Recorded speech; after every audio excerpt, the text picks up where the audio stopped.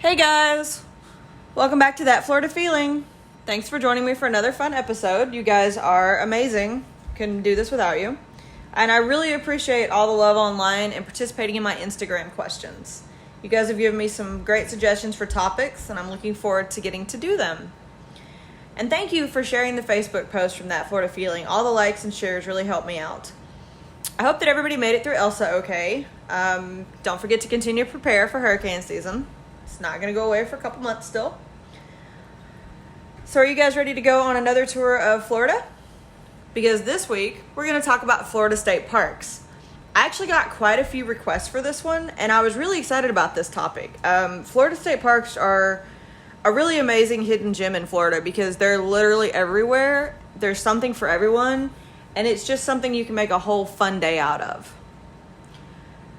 So I picked a couple to talk about. I've added a few to my Florida bucket list thanks to being able to research for this podcast. I'm going to talk about some of my favorites, some new ones, and hopefully we can find one for everybody. Couple fun facts. Florida State Parks have been recognized numerous times for being some of the best in the nation. Florida actually has 175 state parks with 9 state trails, and it encompasses more than 800,000 acres. The state parks usually work with a nonprofit, usually something like Friends of, whatever the name of the state park is, to assist with volunteers and help to enhance the parks. By the way, you can volunteer. Just look for the state park near you and sign up. I recommend it just to get into it. A lot of the parks have a little bit of a fee to get in, but they also have separate fees for cabins, marinas, campsites, renting kayaks, canoes, things like that. Just, something fun to make a little more time in the park. So the parks together actually have over 3,600 family campsites. Not gonna lie, did not realize it was that many. They also have 186 cabins, which you can rent, thousands of picnic tables, hundreds of miles of beaches, and over 2,600 miles of trails to get you out and into the Florida wilderness. The parks are open year-round and usually offer activities such as fishing, hiking, camping. You can even get horseback riding at some of them, and then facilities for things like birding, which is watching birds, wildlife, pavilions for family gatherings. You can even get married at one. Florida parks just really let you kind of enjoy all of Florida, no matter what you're really doing. You can even see battle reenactments at some of the state parks, as well as enjoy the freshwater springs, the beaches, the rivers. A few parks used to even be privately owned and then were purchased by the state. That would include things like Rainbow Springs and Weeki Wachee. So it's got a little bit of extra to it when you actually go visit it. Couple facts about the parks. You can find a state park in 58 of the 67 counties. 9 of the parks don't actually have state park in their title. 4 of them have conservation areas. 3 are historical or archaeological sites. There's 1 fishing pier and 1 pure recreational area. 7 of the parks are under development, which means that they have little to no facilities, but are considered a state park. 10 of them are accessed by ferry or private boat only. 13 contain national natural landmarks. And there's 11 national parks that double as state parks here in Florida. So chances are there's probably a park that fits you and something that you're interested in Florida. So let's get to it. The first state park I want to talk about is the Jonathan Dixon State Park in Martin County near Hobe Sound. Now this park includes the Elsa Kimball Environmental Education and Research Center. So it's kind of a really cool park that also doubles as a way to continue the park service. And there's a ton of natural habitats within the park. The park was actually named after Jonathan Dixon, who was a Quaker merchant who shipwrecked in 1696. And then the land continued to grow, and it actually came from former Camp Murphy, which was an Army signaling base in World War II.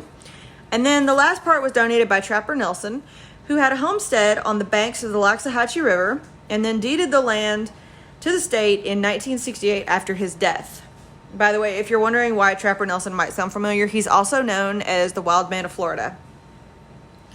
The park is known mostly for recreation, and it has close to 11,500 acres of land that has the Loxahatchee River running through it. So you can see turtles, wading birds such as herons and anahingas, ospreys, and even bald eagles make their home there. You can also see river otters. By the way, if you're not expecting to see a river otter, it can be kind of confusing at first. They're a lot bigger than I thought they would be. So if you ever do get the chance to see one, don't freak out like I did. Just enjoy it. The park is also home to 13 different ecological communities, such as sand scrub, pine, bald cypress swamps, and red mangrove estuaries. Gosh, these words are getting to me today, guys. Ugh. The park also offers picnic areas on the river banks and makes a beautiful place to enjoy any Florida afternoon. But if you're not there for a picnic, you can still enjoy the trails that start at the picnic area. The park also has a really cool feature called Hobe Mountain, and it's a 124-foot tower that offers sights of the forest, the Intercoastal Waterway, and even the Atlantic Ocean. So it's really cool. You can climb up there, get a good bird's eye view, maybe even see some birds, get some good pictures. You know, just something to see what's your surroundings. You can also bike, canoe, fish, hike, picnic, and even stay overnight. This is one of those parks that has the cabins that I was referring to. Or a campsite if you're into, you know, tents and nature. Not like me. Cabins are more my thing, but hey, it's great.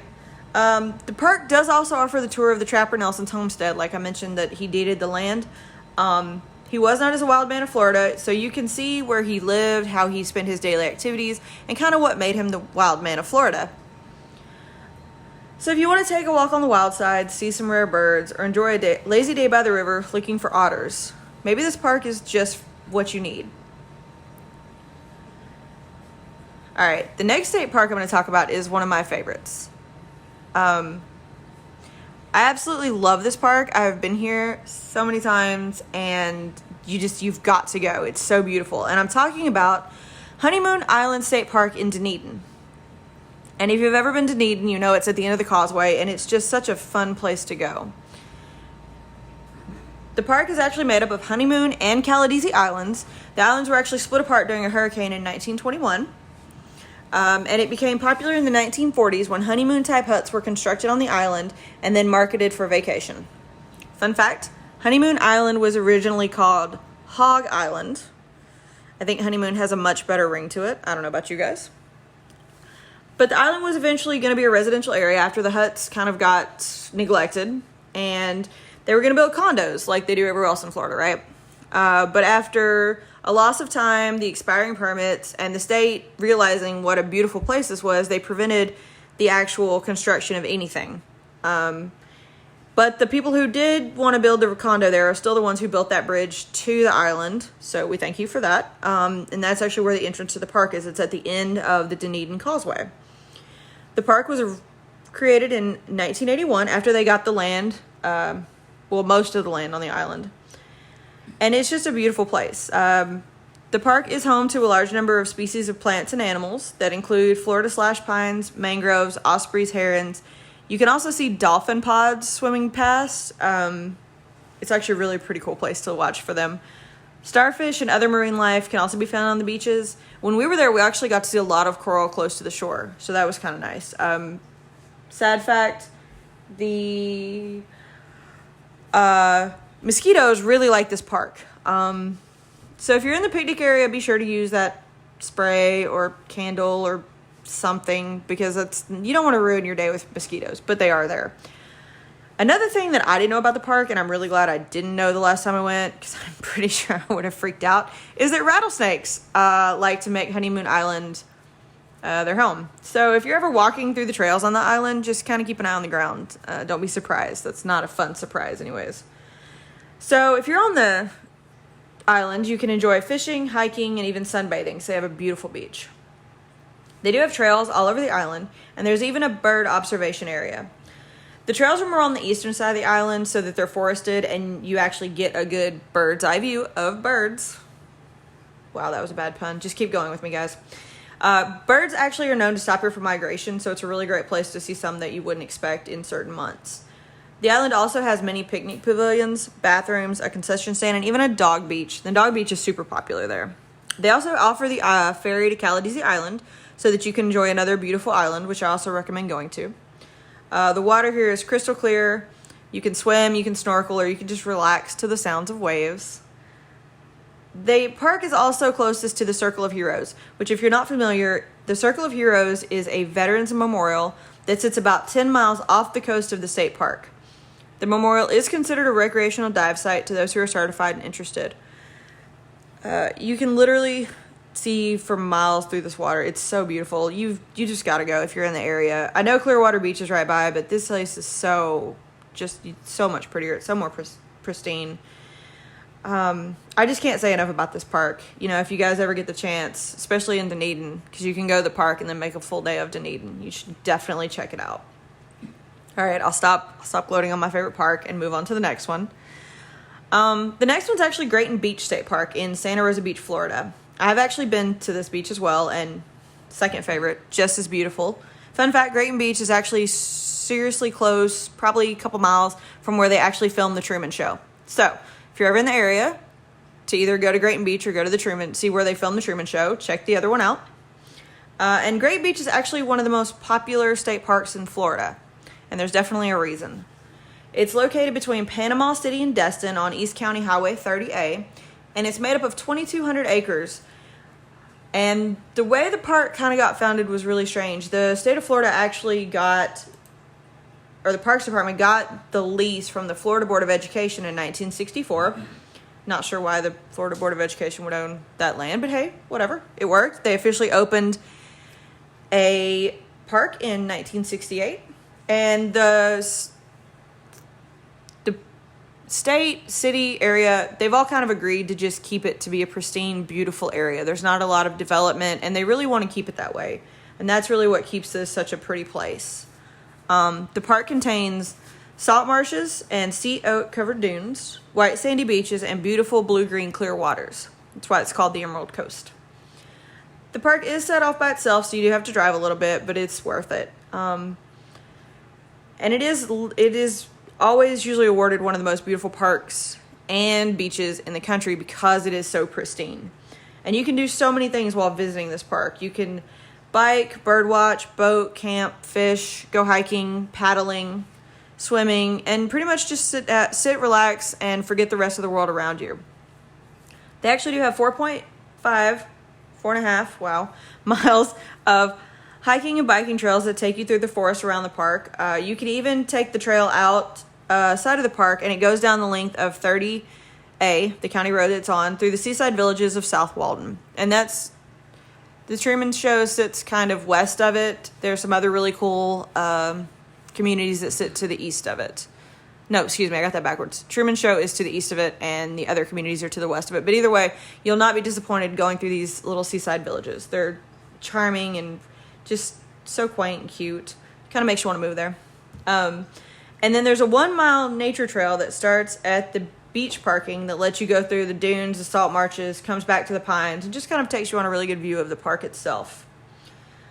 The park does have 59 campsites, which all include electricity and water. Some have sewer hookups, so if you have a tent, you can definitely park there with no worries, or camp there with no worries. Or if you have an RV, you can definitely park there with no worries.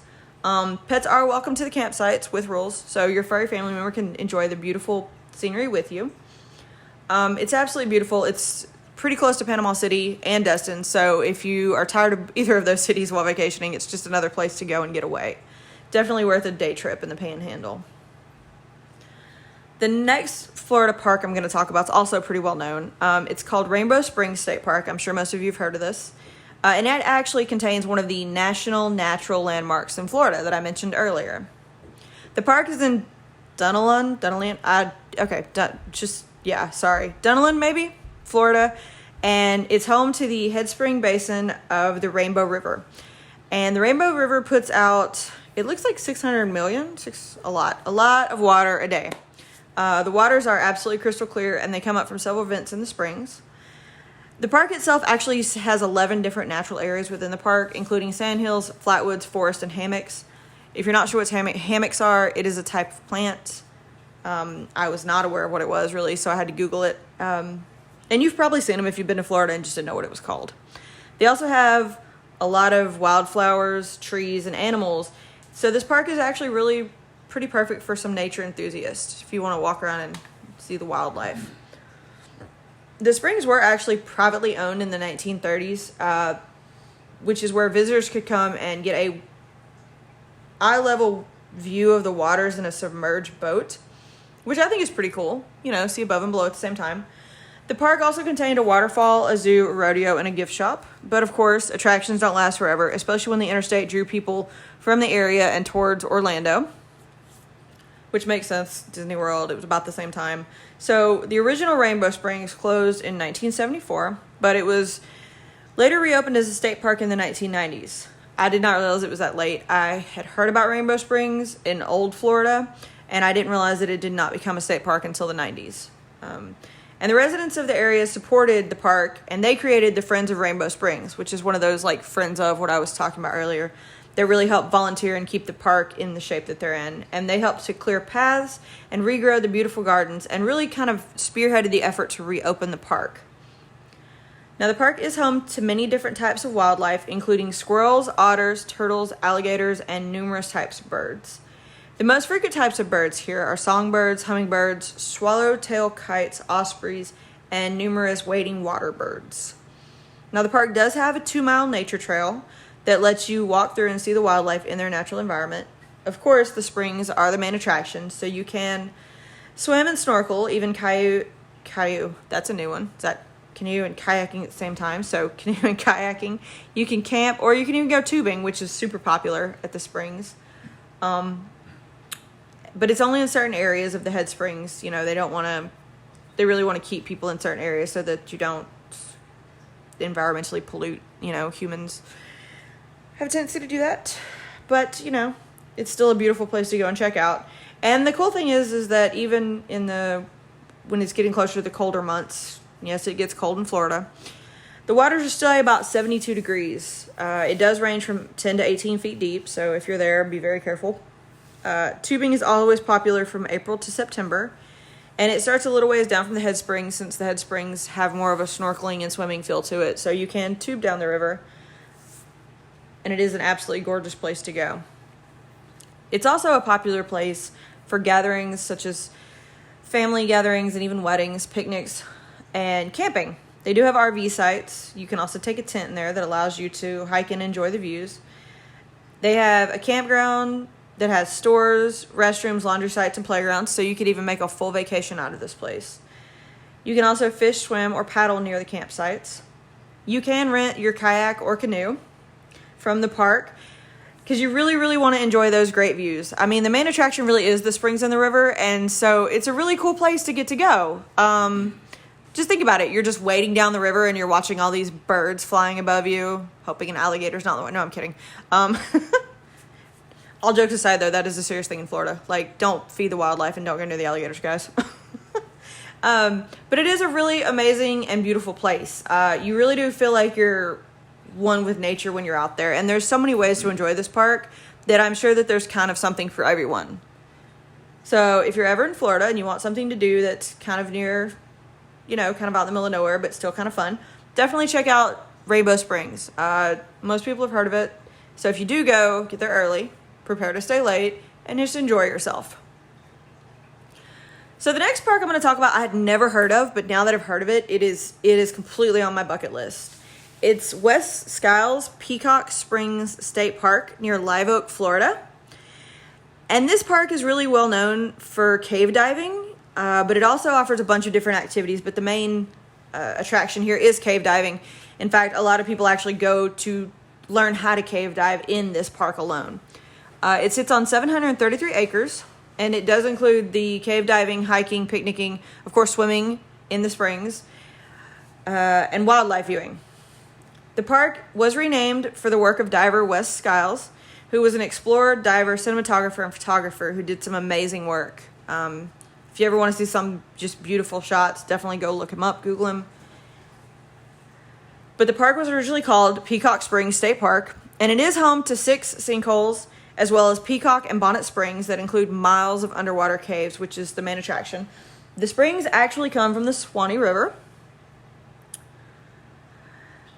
The cave system was actually first explored in 1956, but it was not completely mapped until 1995. It is the 24th longest underwater cave system in the world at 7,408 meters. I'm sorry, I don't know feet. That was what it said. But it does connect to the baptizing springs, which adds another 3,000 meters that you can also explore. The passageway is one of the largest cave systems in the U.S. with over 38,000 feet, so maybe that's kind of close to it, of just explored passageways alone. And it consists of 7 major springs. I did not realize there was that many when I first started exploring this, because I really was drawn to this because it said cave diving and sinkholes, and I was like, this ought to be fun. But it does have 7 major springs and sinkholes, 6 of which are located in the Peacock Springs State Park. It is popular for cave diving, and like I said, a lot of people train new divers because of its layout and its kind of openness. But if you're not into cave diving, don't worry. There's still something you can do. It also offers hiking, picnicking, snorkeling, swimming, and wildlife viewing. There is a 1.5 mile trail that winds around the caves and the sinkholes and kind of actually gives you a view of what's underneath your feet as you go along the way, with some really cool layout and signs. You can even see some cave divers below in certain areas, as well as geological features from years past and some cave-dwelling creatures. Now, you can snorkel or swim in the Orange Grove or the Peacock Springs. Of course, as long as the water levels are high enough, you still got to get to the stairs and stuff, get in and out. But you can always watch the wildlife along the trails, and that does include deer, bobcats, raccoons, squirrels, beavers, and otters. And if you're a cat lover like me, it is still a bobcat. Do not say here, kitty, kitty. It will not end well for you. You can even see some feathered friends, including turkey and blue heron, in this park. And they do offer a picnic area, so if you want to bring in, hamburgers and grill them, or hot dogs, or whatever you like to grill, there's definitely pavilions and tables for you. If you are into snorkeling or diving, this cave definitely might be interested for you. Just know that you do need to be certified, and just take a partner. Don't do this alone. In case something was to happen, you always need somebody out there with you.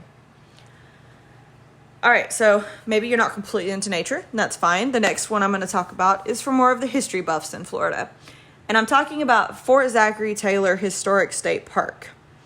Now, if you've not heard about this state park, don't feel bad. I really did not know where it was either. And that's probably because it's located all the way down in Key West. It's actually a state park and a historic landmark. And it is right outside of Key West.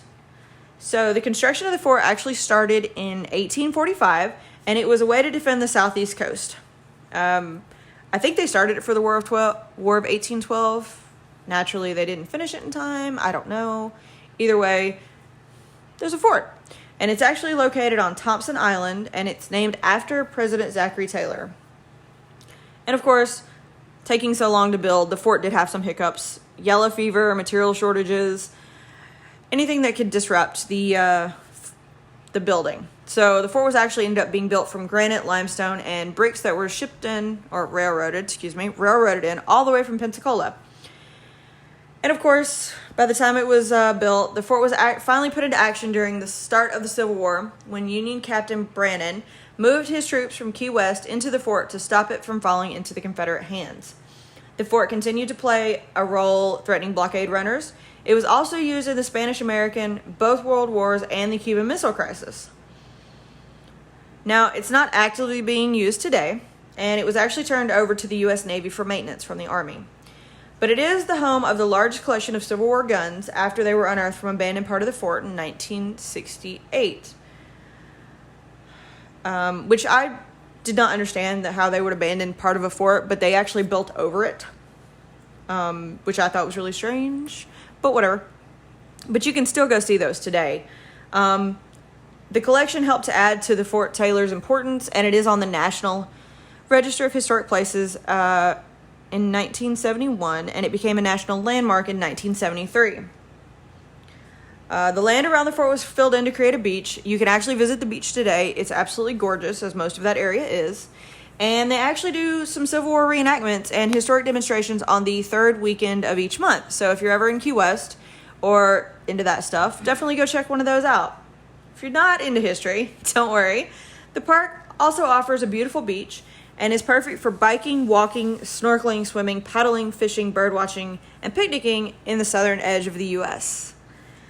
They have, apparently cycling is a big thing in Key West, which makes sense. Small place, you don't need a car to drive everywhere. So you can actually bike in or walk into the fort on foot.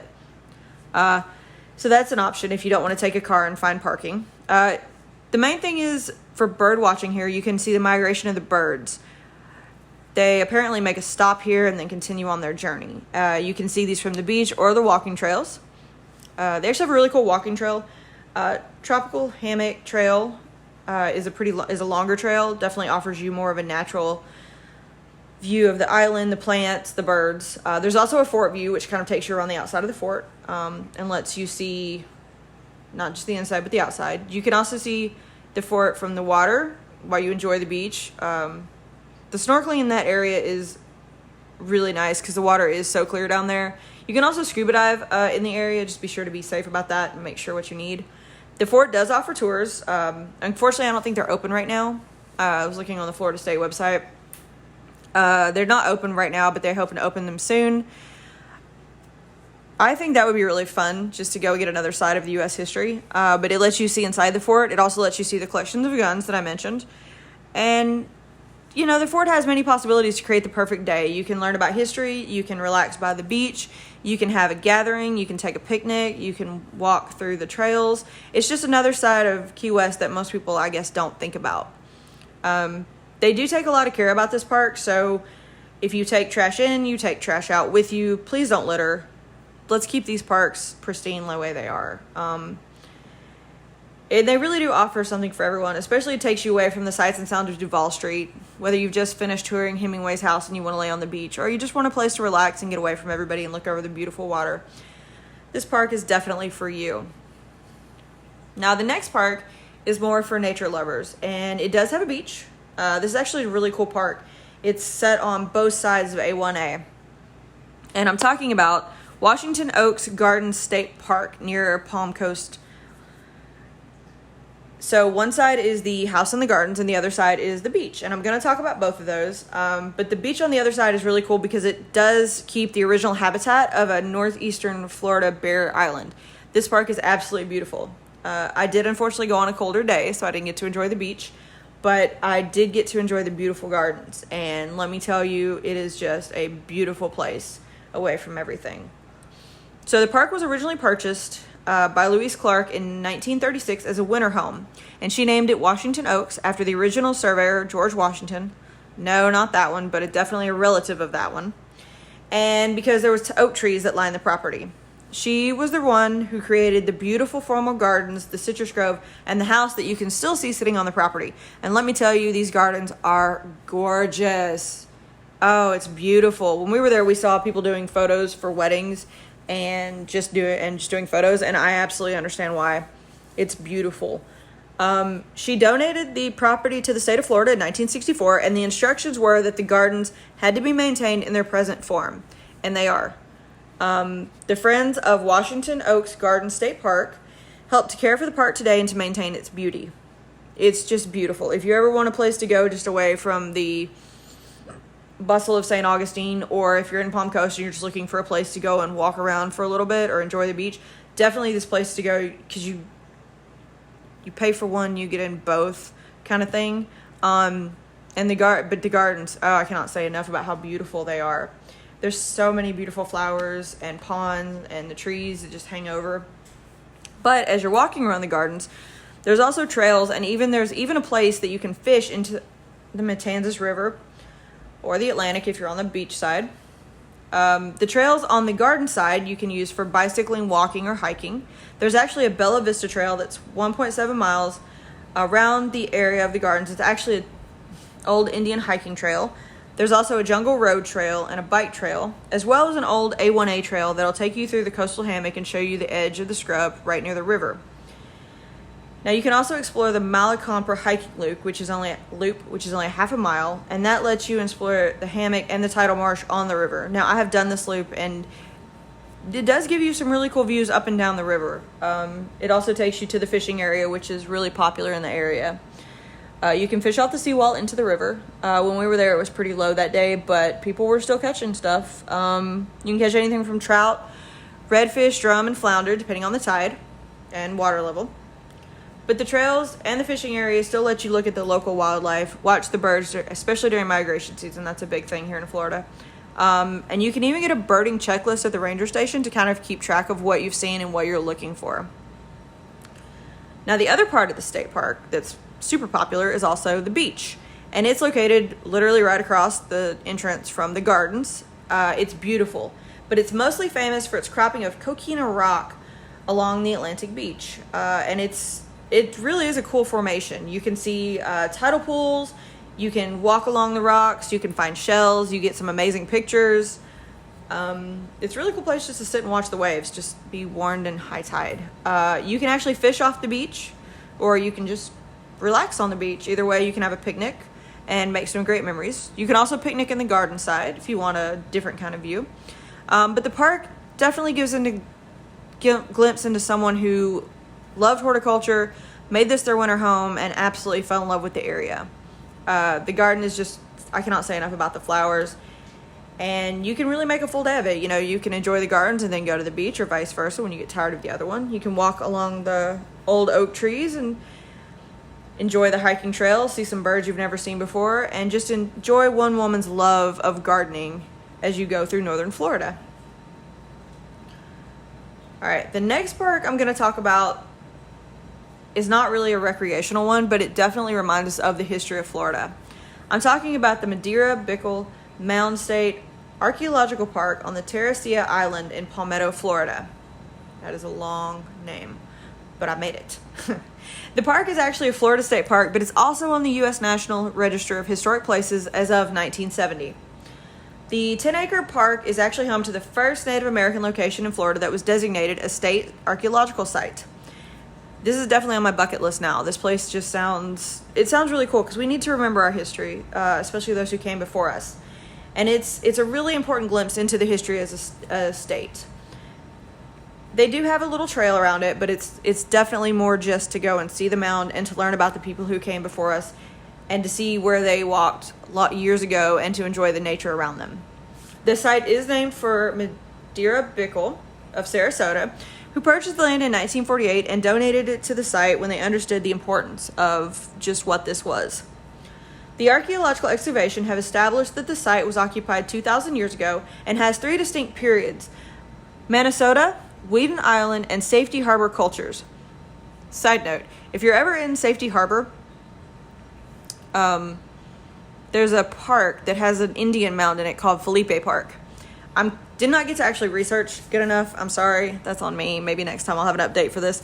But there's an Indian mound in Felipe Park. And I'm kind of not wondering if the people who settled this area didn't go up the shore and also settled there, because it is right on the outside of the bay. But because the one in Felipe Park, you can look off of it there. It's really tall. There's nothing tall in Florida, and it's really tall for the area. You can see how the nature started to reclaim it. But I'm not wondering if these aren't the same people. I'm gonna have to look that up give you guys an update. But the people who at the state park I'm currently talking about, the Madeira one, they constructed an earthwork, temple, and ceremonial mound from shells and sand. And the mound is about 20 feet high, which is why it kind of reminded me of the one in Felipe Park. But it has a base of 100 by 170 feet. The Indians who built this created a 10-foot ramp on the western side to be able to reach the top of the mound. And it was important to the Tocobaga Indians and the surrounding area, and it did survive until the late 18th century, but due to infectious disease, possibly from the Europeans who were starting to claim the area at the time, and warfare, that's really the last time you see the Indians using this mound. You can visit the mound today, and you can access the top of it by the set of stairs. There is a lookout at the top of the mound that looks over the park. You can see how the vegetation has started to take over the mound as nature always reclaims itself. And it contains the Prine Burial Mound, which is 40 feet wide and only 2 feet high as well. This mound was believed to be used from 800 to 1500 AD. That mound got more disturbed over the time with settlements in the area, so it's not as high as the other mound. But it's definitely something to check out. It definitely teaches about our history. And it's an amazing place to learn about the history of Florida, to take in nature, and just to think about the people who came before us. There is walkways, I said, that lead around the mound and lets you walk the same path as a Native American did years ago. You can have picnics in the park. You can just have time to reflect in the park just to see the area. And I like this because it really does preserve the history of the state. It allows you an up-close view to see, how people lived, even if it's just one section of their lives back then. I'm definitely going to check this out next time I'm in the area. If anybody's been, though, let me know, because it really does sound like Felipe Park. And if you've been to the Clearwater area, or if you're in the Clearwater area, definitely also go check out Felipe Park. It's another important part of history. All right, guys, you're probably tired of me talking about state parks, but I've picked one more to talk about, and it's probably one of the most popular. It's also one of the most beautiful. Blue Springs State Park. Sound familiar? It's just west of Orange City in Florida, and it's well known for the manatees. The park is a popular tourist destination to see these gentle, beautiful creatures. The spring is from the Volusius Blue Spring, and it's the largest spring on the St. Johns River. It puts out 102 million U.S. gallons of water each day. It is crystal clear and absolutely gorgeous. The spring and the surrounding land was first acquired by the Westmore family in the mid-1800s, who built a large plantation house and even citrus groves. The groves continued to thrive until 1890s, when a freeze killed off the crops and forced them into another line of work. So the tourism industry. Tourism industry has always been big in Florida.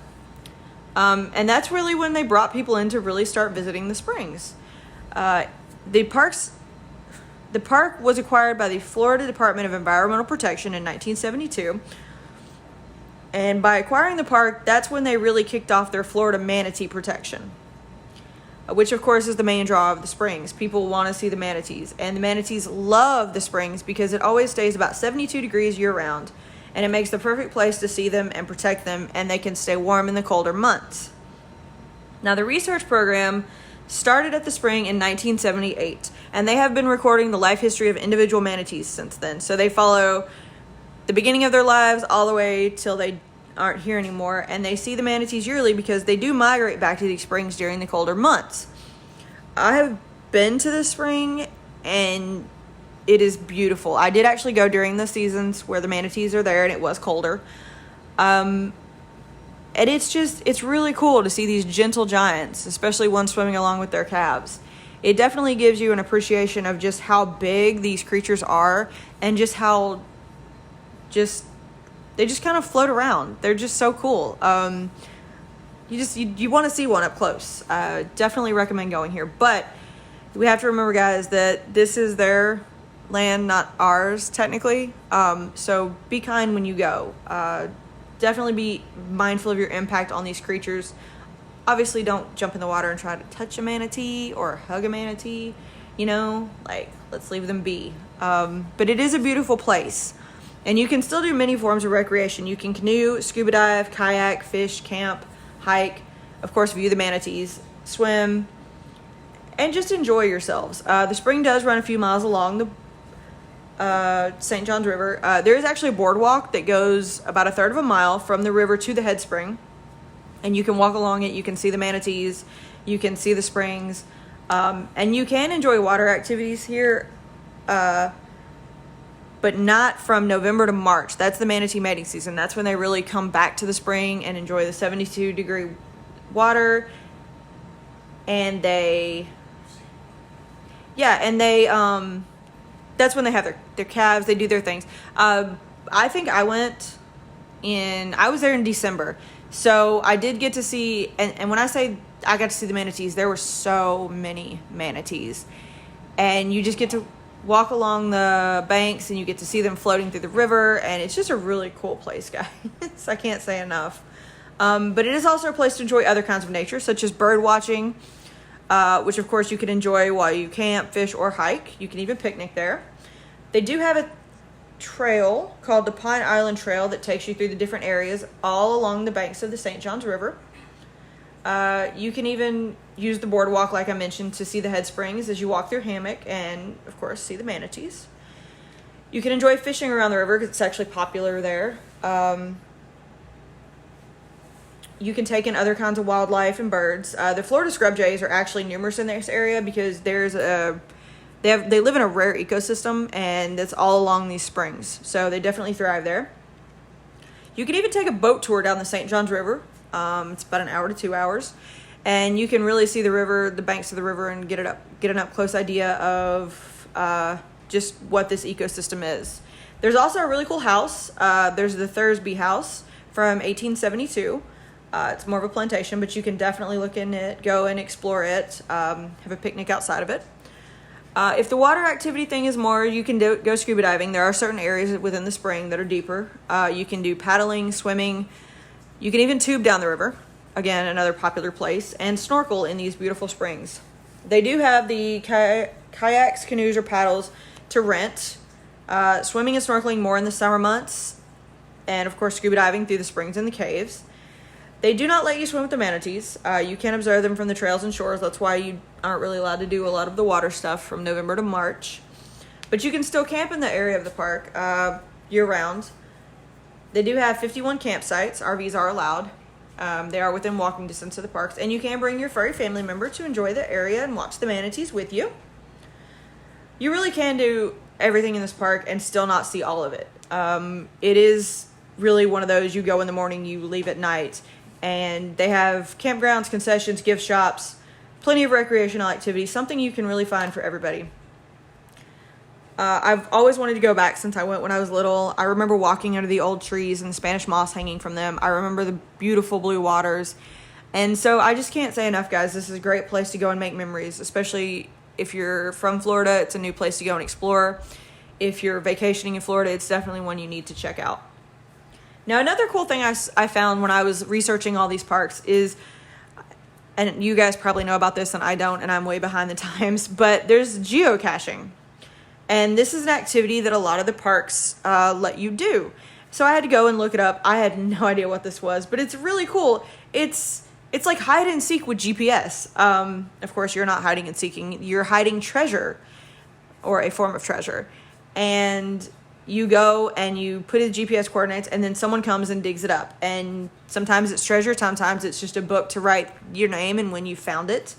But it's really cool, kind of a thing to leave behind without really leaving anything behind. And a lot of the state parks allow this in their parks. Of course, please make sure before you go and hide something that it is allowed in the park. But it's another kind of cool thing to do, especially with all the parks around. You can go and see all the different ones and see if you recognize the names, or, you know, just something that I did not know was a thing, but now I kind of want to get into. It's also another way to see that you visit all the parks, because you're going to go do something else. So I hope you guys really enjoyed hearing about the state parks. I hope you found a new one that you wanted to visit, or if you live near one, to check out. I definitely have found some new ones, and I can't wait to explore it. But please be respectful when you go. Just take pictures, leave nothing behind. And please remember that alligators are everywhere, so don't feed the wildlife. But that does remind me. It reminds me that if you do feed the wildlife, you know what you could end up as? A Florida man. And let's not end up as Florida man. And the Florida man we're going to talk about today is a real winner. But it's not a man. It's Florida woman. She's finally making her debut. This story is from 2018 out of Naples. And I just found this story to be so wild. This woman held up a mail truck with a toy gun, stole one package, because why be greedy, and then made her getaway on a tricycle. She obviously wasn't in too much of a hurry. I'm telling you guys, drugs can really mess you up. Be careful out there. And don't be a Florida man or woman. Let's just avoid that. But seriously, don't feed the wildlife, guys. Thank you for listening to this episode of That Florida Feeling. Don't forget to like, review, subscribe, follow, or however you're going to show support. I appreciate all the support. I really do, guys. I can't thank you enough. I know a few of you have requested this topic. I hoped I talked about the park that you like. If I didn't talk about the park you like, let me know. I definitely will have another episode, because there are so many Florida parks. So if you didn't hear the park you wanted to hear about, message me. Email me at thatfloridafeel@gmail.com. Find me on Facebook, Instagram, Twitter, whatever. Let me know. I'll be happy to look it up, and we'll talk about it next time. So, stay prepared for hurricanes. Stay out of the papers as Florida man. And as always, guys, that's your daily dose of sunshine.